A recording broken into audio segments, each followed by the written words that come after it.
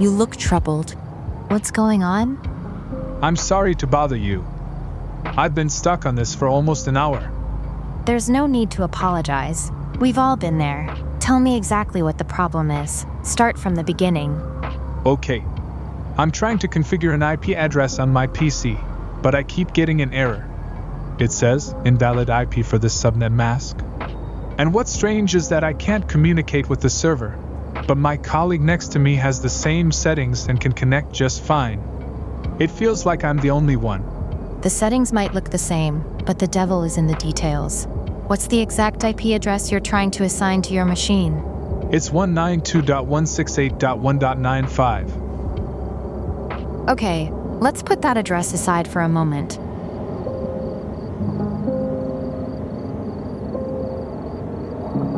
Hi, I'm the author, not an AI.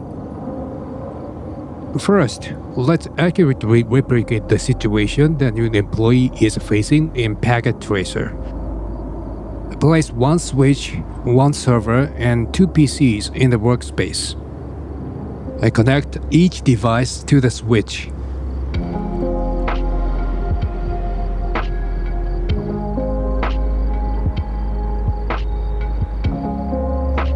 The overall IP address configuration for this scenario is as follows. You may want to take a screenshot here for reference.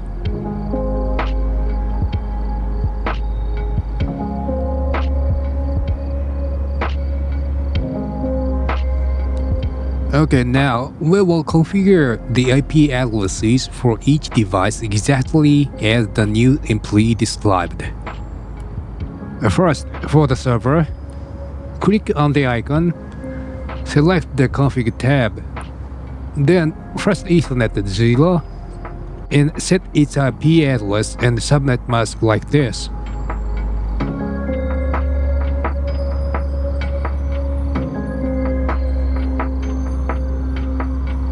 Next, for the colleague's PC, go to the config tab, then fast Ethernet 0 and set its IP address and subnet mask like this.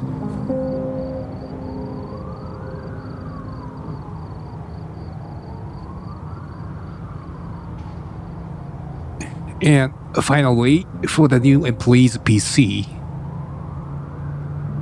we will do the same, setting its address and subnet mask like this. The moment you enter the IP address on the new employee's PC, Packet Tracer displays an invalid IP for the subnet mask error.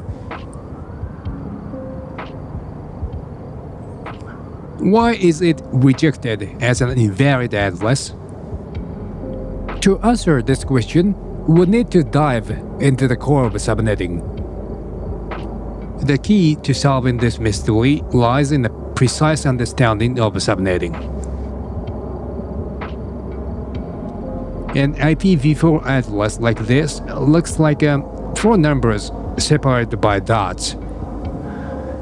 But to a computer, it's actually a single 32-bit number. We humans find it hard to read a long string of 32 ones and zeros. So we break it into four more manageable chunks.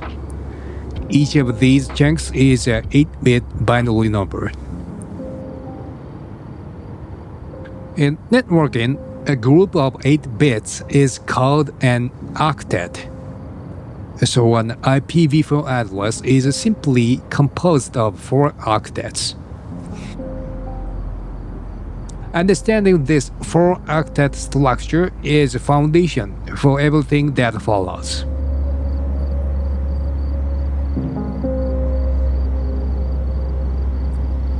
Imagine the entire network is a large, open plot of land. This entire plot represents our initial /24 network block.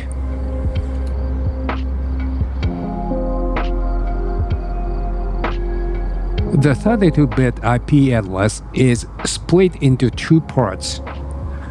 The first part is a network portion, which represents the entire plot of land. The latter part is the host portion, which is the usable space within the plot where you can place your devices. For example, in our /24 network, the /24 tells us that the first 24 bits, the first 3 octets, are the network portion. This part is fixed and identifies the plot itself. The remaining 8 bits, the final octet, are the host portion. This is the flexible part that gives us 256 addresses for our devices.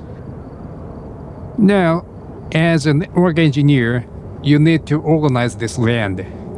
You decide to divide the large plot into several smaller, equal-sized plots.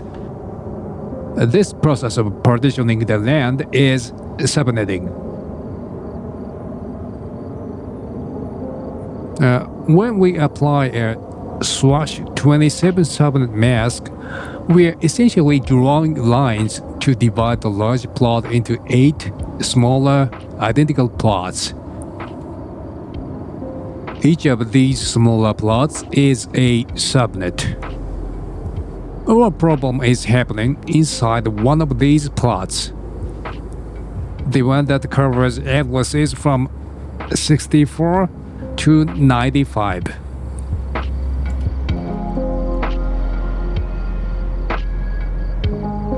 In this specific plot, there are 2 special addresses you cannot assign to any device, the very first and the very last one.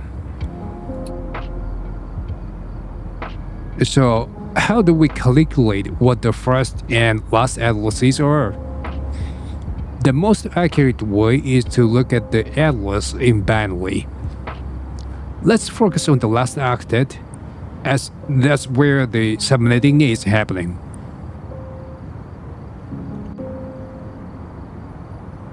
The 27 mask means the first 27 bits are the network portion.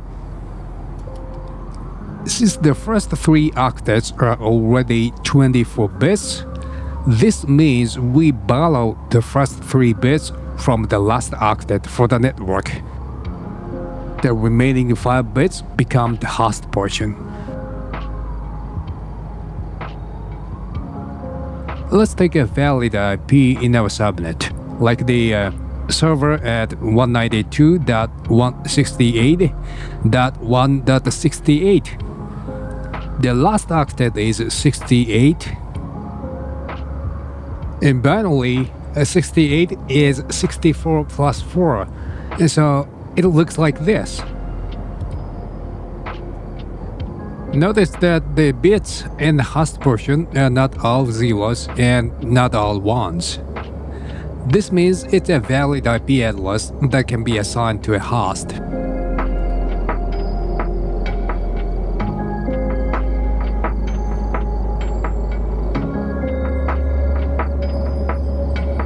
Now, the rule for 2 special addresses is simple. Network address, set all bits in the host portion to 0. This is the network address. It's a plot number, identifying the plot itself. Broadcast address, set all bits in the host portion to 1. This one is the broadcast address. It's a PA system for this specific plot.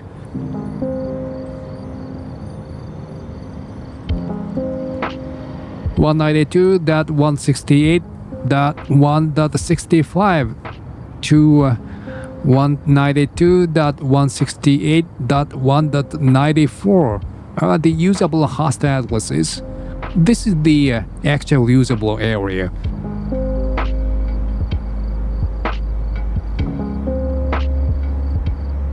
The error message is the system telling us you are trying to place a device on the plot's PA system. That spot is reserved.